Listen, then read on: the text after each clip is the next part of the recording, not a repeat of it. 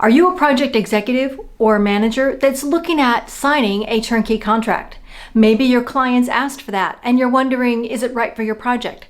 Well, today we're going to take a look at turnkey contracts, when they can succeed and when they can set you up for failure. Coming up next on projectskillmentor.com. Well, hi, I'm Liz, the Project Skills Mentor, and my job is to make you better at your job, whatever it is.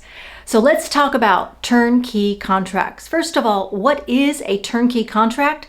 Essentially, it's a fixed price, fixed solution, fixed delivery contract. It contracts everything you need to know about your project because that's exactly what you're going to deliver to. Buyers like turnkey contracts to outsource that work to someone and get it as a turnkey. That can improve performance within the company because they know what they're getting and how much they're paying for it. So both parties, the buyer and the seller, want to make sure that they set up a turnkey contract for success. How do they do that? Well, first of all, managing the scope. That should be obvious, but clearly you need to manage the scope because you're going to manage the delivery date, the quality of the product, and the cost, very importantly. Next, you need to set expectations. What exactly will be in that scope, that cost, that plan, and you need to negotiate the right kind of contract. Not all turnkey contracts are equal. So you need to know what are the aspects of that contract that are important for your project. Once you know that, you need to make sure you've built out detailed specifications, not just on the end product, but on the process, the leadership, the oversight, the governance, and the roles within the team, making sure you have the right kind of team, the right kinds of skills to deliver to that contract. And you need to, on an ongoing basis, plan to manage your interactions with your customer, with the stakeholders of that customer even. The key here is to make sure that that contract is viable and attainable by continuing to manage contract expectations and product expectations. And finally, deliver per the contract. This is important. In a turnkey contract, you are delivering to those contract agreements. If you don't, you may void that contract or void the ability to get your final payment. So when can turnkey contracts be the right thing? When you're building a commercial product that you've built time and again, you understand how it works, and you're building it for a new customer.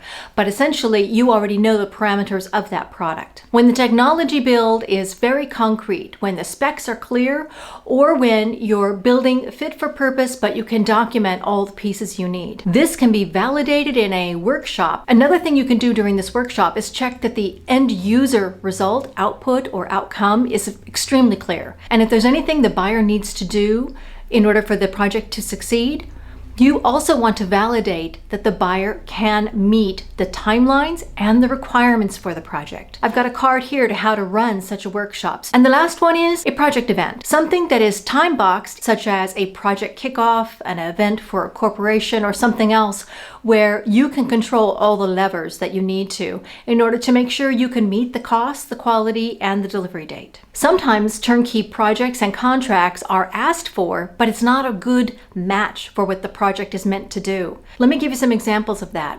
When the buyer doesn't really understand what they need and what they want. If there are any technology needs, timelines aren't always what they used to be. So trying to put in an order for new technology can actually take many more months than expected. You got to be able to mitigate your risks. So if you can't mitigate key risks, then you probably shouldn't be doing a turnkey contract, unless you're doing it for a specific one-off piece of a larger project. That may be possible, but certainly not for the whole project. So I'm just going to recap this by saying what are the things you need to do when you're dealing with a turnkey contract. Scope and design. Make sure it's clear. The buyer and the seller need to understand the delivery process and agree to it. Check all of your technical components and make sure they are available now. Make sure your material and staffing list are there. Make sure you map every possible risk. Who's in charge? Who will be running the project and making the ultimate decisions? If it's turnkey and the supplier is responsible for the ultimate product cost and delivery date, they should be responsible. And lastly, price. You're going to want to put in some kind of buffer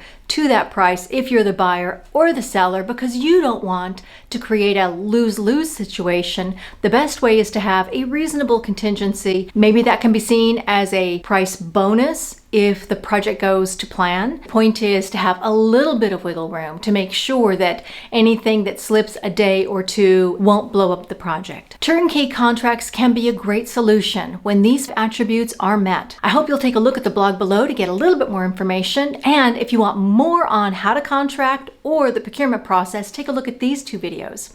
And I'll see you next time on projectskillmentor.com.